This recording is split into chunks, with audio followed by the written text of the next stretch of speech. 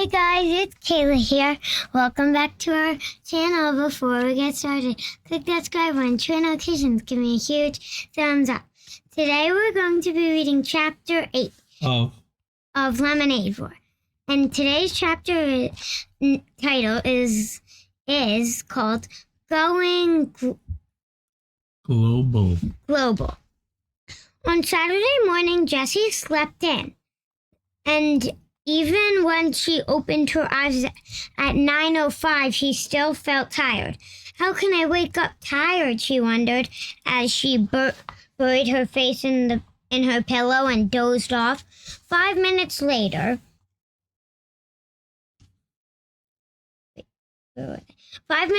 she was awake for real, remembering why she was so tired. Yesterday's lemonade stand had been the hardest work of her life. Face painting, hair braiding, nail polishing. It had sounded like such a good idea. Jessie had been sure that every kid in the neighborhood would line up to buy a cup of lemonade. Ish, that sounds like a carnival. But that was the problem.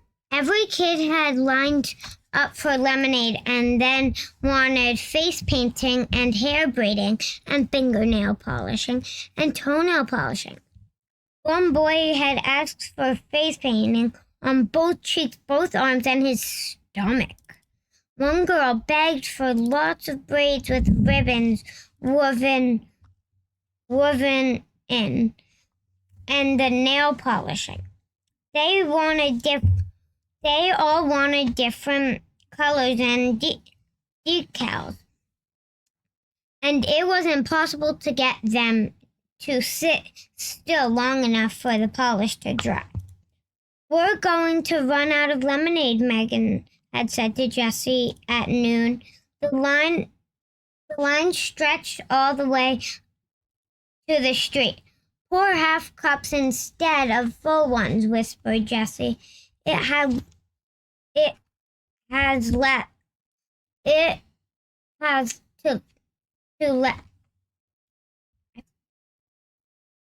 to last. Jessie and Megan had each made $24 on lemonade, but they'd worked 8 hours to do it. At the end of the day, they agreed.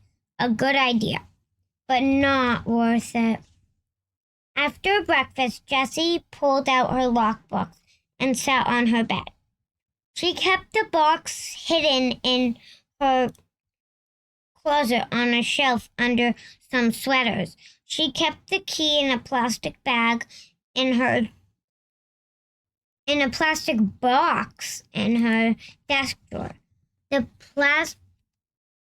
plastic box was discussed to look exactly like a pack of gum. Disguised to look exactly like a pack of gum. You would never know it was hollow and had a secret sliding panel on its side. Jessie unlocked the box and opened the lid.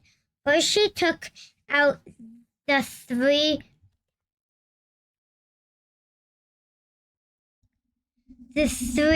torn slips of paper. There was one for value added and one for goodwill. There was also a new one that Jessie had added last night. Jessie lined up. Provide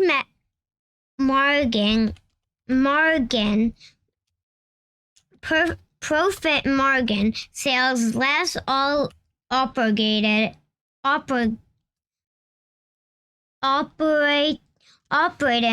costs divided by the number of sales. The result is a radio, for example. If it costs you $300 to make 100 hats and you sell those hats for $500, the the profit in margin is 500 minus 300, 100.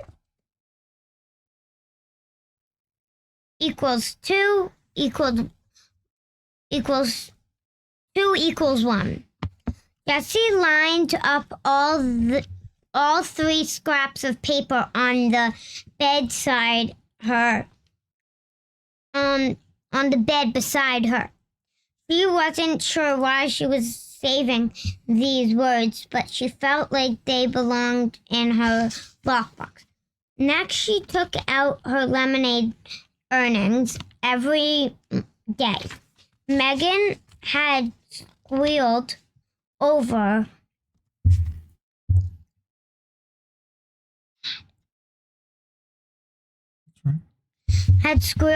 how much money they'd made.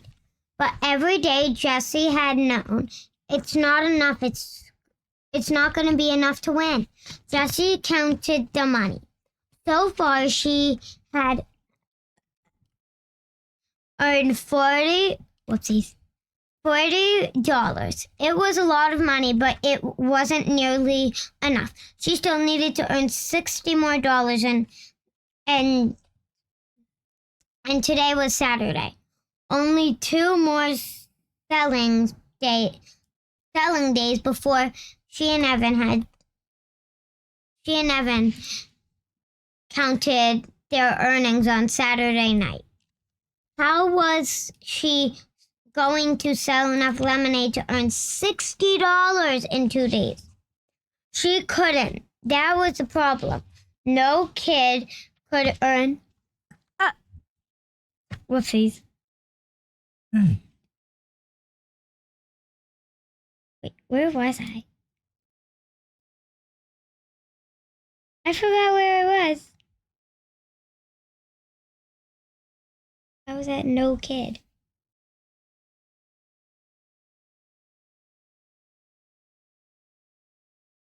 Oh, no kid could earn $100 in just 5 days by selling lemonade. The profit margin was too small. She knew because she'd used her calculator to figure it out last night. The number said it all. There was no way 2 girls in one neighborhood could sell 375 cups of lemonade. Nobody wanted that much lemonade, no matter how hot the day was. Jessie looked at the money in her lockbox and the page of calculations on her desk. Any other kid would have quit. But Jessie wasn't a quitter. On good days, Jessie's mom called her president. On bad days, she told her she just didn't know when enough was enough. Jessie reached for 10 bright ideas to light up your sales.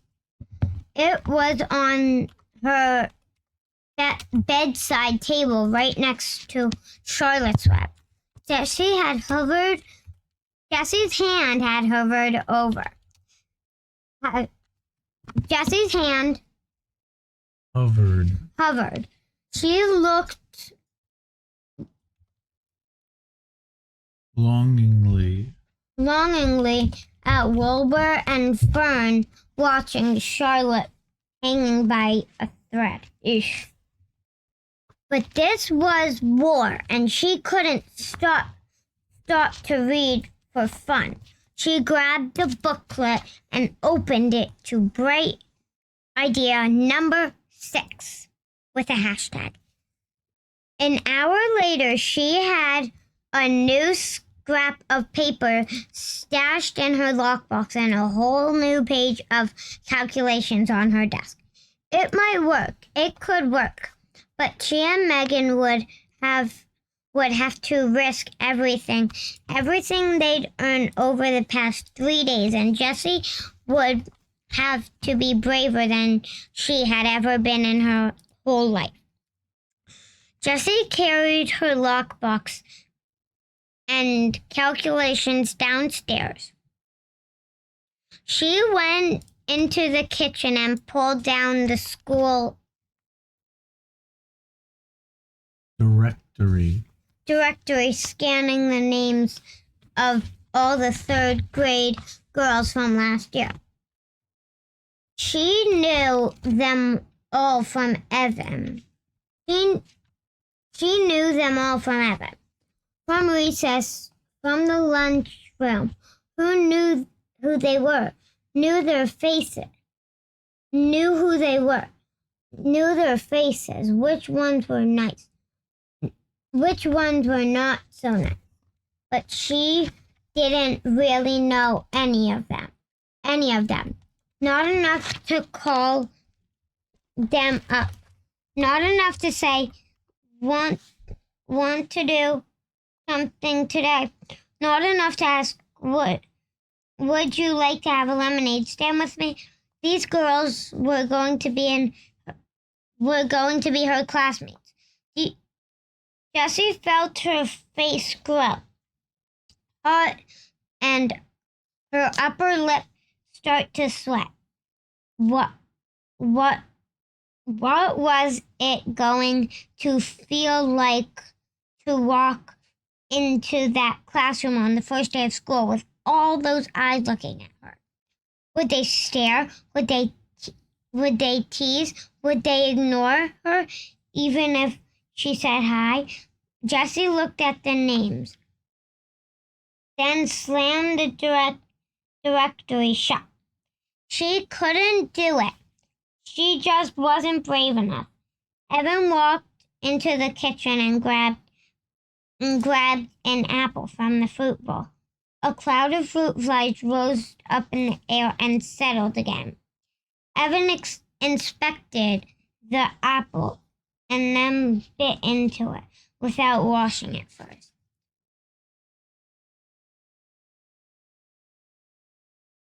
Mm-hmm. This is so long, Jeff. Keep going. Also. Jessie wanted to say something, but held her tongue.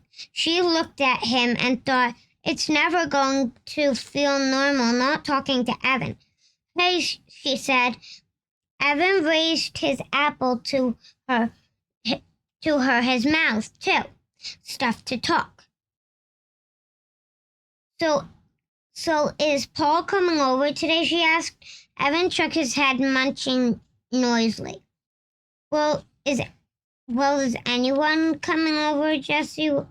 Jessie was curious to see what the enemy was up to today. Yesterday, Evan's smile had told her plenty. He had sold a lot of lemonade. A lot. But what was he going to do today? Evan shrugged his shoulders. He swallowed so hard it looked like he was choking down an ocean liner. But you are setting up a stand, right? Asked Jessie. Nah, I'm good, said Evan, looking closely at his apple. I'm just gonna take it easy today. He took another enormous bite and walked out of the kitchen and down the basement stairs. Take it easy? How could he take it easy? You didn't take it easy when you were in the middle of a war. Wait. Oh. Unless he had already won the war. Could that be possible? It was impossible. There was no way Evan had earned $100 in just 3 days of selling lemonade. No way! Jessie's mind skittered like one of those long-legged birds on the beach. Could he? Were her calculations wrong? Was there some other way? Had he looked over some detail, some trick? Was she missing something? Jessie flipped open the school directory. Maybe she had $100. Maybe he didn't. Maybe he had $100. Maybe he didn't. Maybe he didn't. He could take a chance. He started putting pencil check marks next to the names of girls thought might work out. She gone over the list twice when the doorbell rang. It was Megan. I've got a new idea, said Jessie. On, no, not more lemonade, said Megan, thinking onto the couch in the family room. I'm tired of selling lemonade, and it's just too hot. Practically had sunstroke yesterday painting all those faces. We're done with that, said Jessie. No more extra services. Doesn't it pay off? But here's an idea. Forget lemonade. Let's go to the 7-Eleven, said Megan. Is Evan home? We could all go. No, he's not home, said Jessie, eyeing the door to the basement. She needed Megan to be on board with her plan. She needed Megan to make the phone calls. Look, this is great, and we don't need to sell the lemonade. Jessie laid out all the details. She showed Megan the new scrap of paper. Franchise, the right to sell a company's products and use the company's name and add logo in a certain area. Franchise. Franchise. Wait, franchise or grandchild? Franchise. Oh. Then Jessie showed Megan her page of calculations. At first, Megan buried her head under a pillow, but then she poked her head out like a turtle and started to listen for real. That sounds like a pretty good plan, she said, but is it really going to work? Jessie looked at her calculations. She done them twice. It should, she said. I really think it should. She frowned, suddenly not so sure of herself. It's a big upfront. Big upfront. Daddy. Investment. And a lot of work organizing everybody. But once they're set up, we should just be able to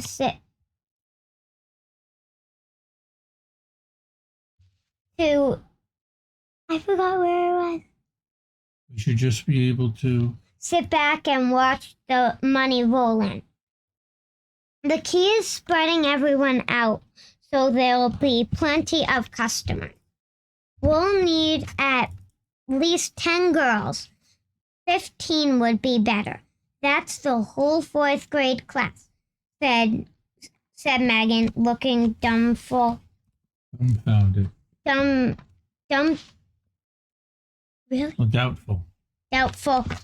How are we gonna get them to do this? Well, you could phone them all up, said Jessie. Phone them all up? Daddy, what does phone them all up mean? Call them on the phone. Ah.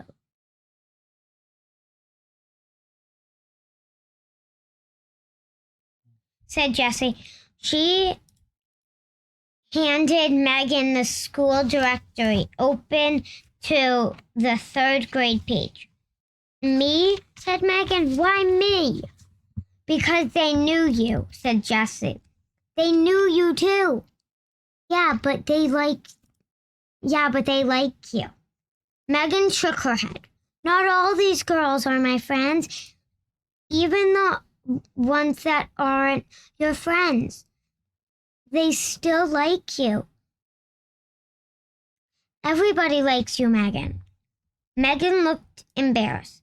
Oh, everyone likes you too, she said. No, they don't, said Jessie. They really don't. There was an uncomfortable silence between the two girls.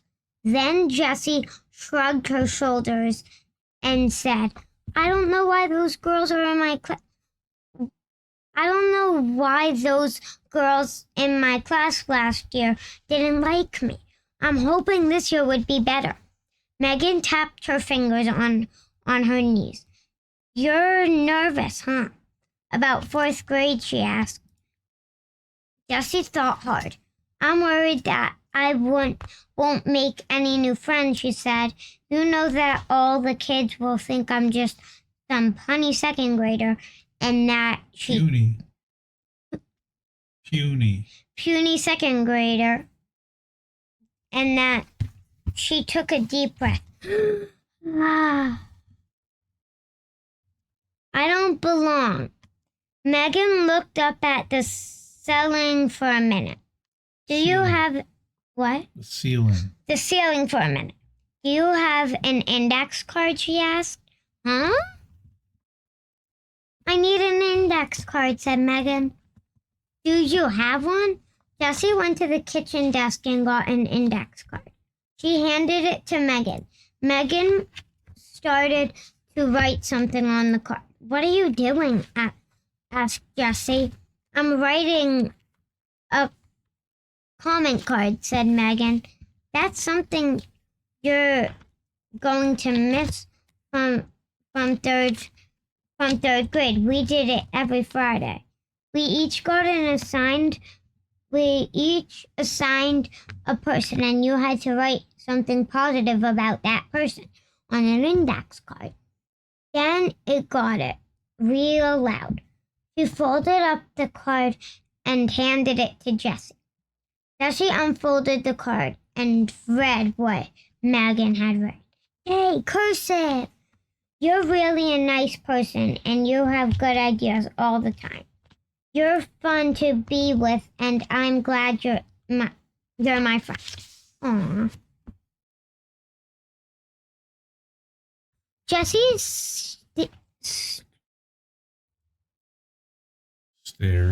stared at the index card. She kept reading the words over and over. Thanks, she whispered. You can keep it, said Megan. That's what I did. I've got all my comment cards in a basket on my desk, and whenever I'm feeling sad or kind of down on myself, I read through them. They really help me feel better. Jessie folded the index card and put it in her lockbox. She was going to save it forever. It was like having a magic charm. So how about I make half the phone calls and you make the other half? Said Jessie. Okay, said Megan, jumping up from the couch. It was surprising how many almost 4th grade girls had absolutely nothing to do 3 days before school started. In less than an hour, Jessie and Megan had 13 lemonade franchises signed up for the day. The rest of the day was work, but it was fun. Jessie and Megan attached the old baby carrier to Megan's bike, then rode to the grocery store and spent every penny of their earnings on lemonade, mixed 52 cans. They actually bought out the store. The 4 bags of cans filled the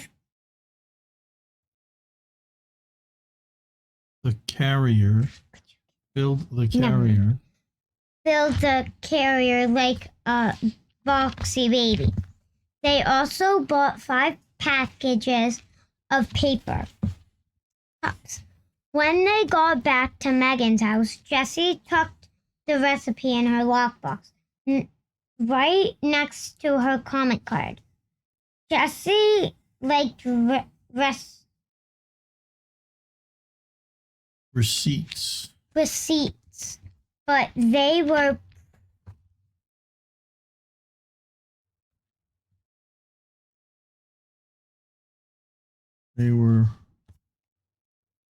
precise and complete. precise and complete. A receipt was always told the whole story, right down to the very last penny. Yeah, I am not going to read this. Okay. You see a receipt there. Yeah. The receipt says that they paid how much money in the end? $80. Oh, wow. They paid $80. And 0 cash left. That's right. They paid all their money. Okay, flip the page.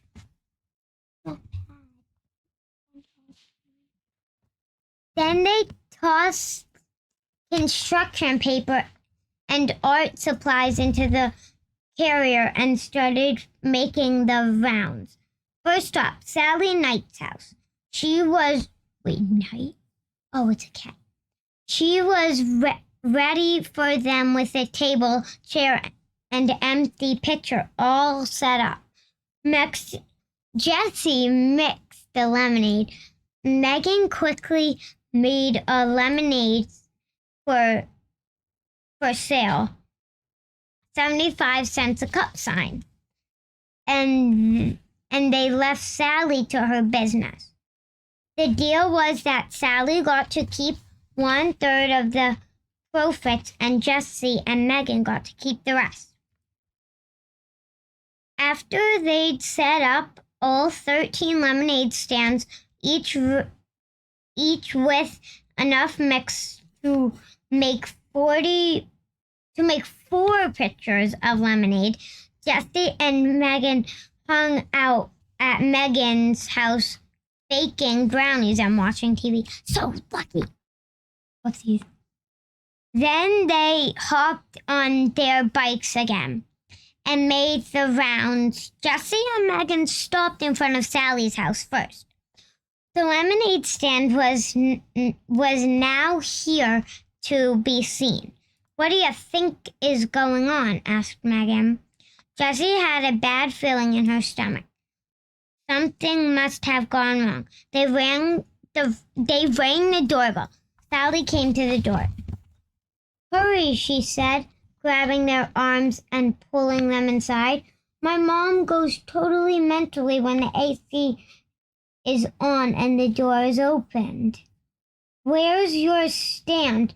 Asked Jessie nervously, feeling goosebumps ripple. Ripple up in her arms because of the suddenly cool air. Sally waved her hand. Done, she said. I sold out in like half an hour. It's so darn hot. We made $24 besides tips. Do I get to keep the tips? Sure, said Jessie. Tips. She'd forgotten about those on her calculations page. Sally handed Jessie some crumbled bills and an avalanche. That avalanche of coins. $8 for Jessie and Megan each. You want to stay and have some ice cream? Sally asked. Okay, said Megan, and we brought you a thank you brownie. You know, for being part of our team, that had been bright idea number 9. Hashtag 9. After a bowl of the Moose's loose ice cream. Wow, that's weird. Jessie and Megan headed out. The story was the same at every girl's house. The lemonade had sold out quickly, and the money just kept rolling in. I can't believe we made how much money did we make? Squealed squealed. Dad? Squeal. Squealed Megan once they got back to her house. $104 each. Each? Shouted Jessie. She couldn't stop hopping from one foot to the other. I've never seen so much money in my life. Jessie was already wait, that's $208, right? How much? So they both made $104 That's each. right.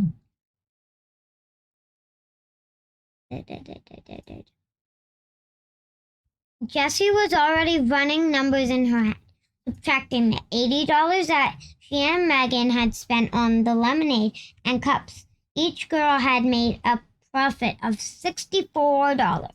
They increased the number of franchises, wow, from 13 to 26.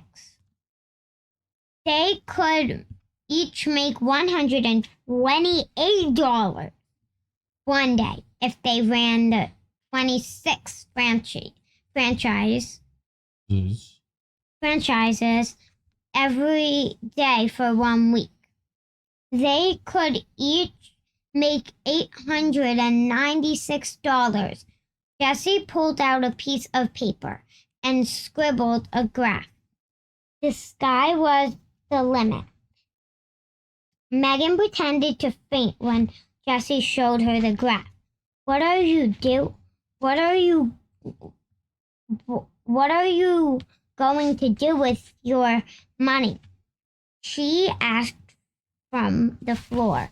The floor? What?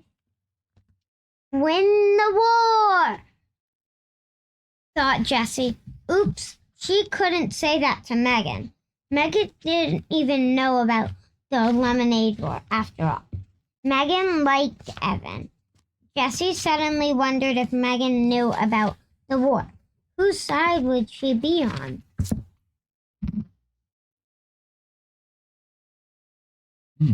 All at once, Jessie felt as if Evan were a hawk, circling above, waiting to scoop down and snatch Megan away. Oh no, she was so mad at him. He deserved to lose everything. Is $104 enough to win? Wondered Jessie.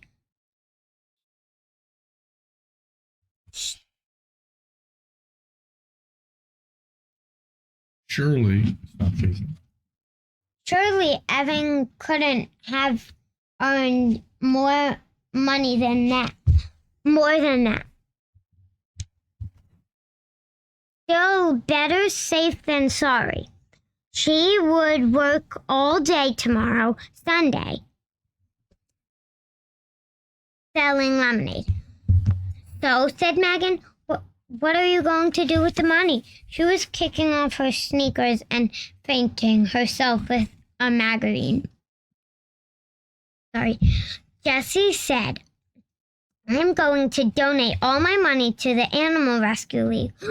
Animals. Hopefully cats are there. Megan stopped waving the magazine. Oh, that is so nice of you. I wanted to donate my money too. She dropped the magazine and started shoving her money toward Jessie. Here, give mine to the Animal Rescue League too. Animals. On the card, Jess put both our names. The money came at her so fast, Jessie didn't know what to say. There it was, $208. $208 in all her hands. I was right. She had won. She had really and truly won the war, the lemonade war. I promise me one thing, said Megan. No lemonade stand tomorrow. Okay, said Jessie. She didn't need a lemonade stand on Sunday if she had already earned $208 today. My dad said tomorrow's the last day before the heat breaks, said Megan. So we're going to the beach for the whole day. Wanna come? Sure, said Jessie. Maybe Evan wants to come too, said Megan. Jessie shook her head. No, Evan's busy all day tomorrow. He told me he's got plans. Megan shrugged. Too bad for him. Yep, said Jessie, thinking of all that money. Too bad for him. Well, guys, thanks for watching. Make sure to give us a huge thumbs up.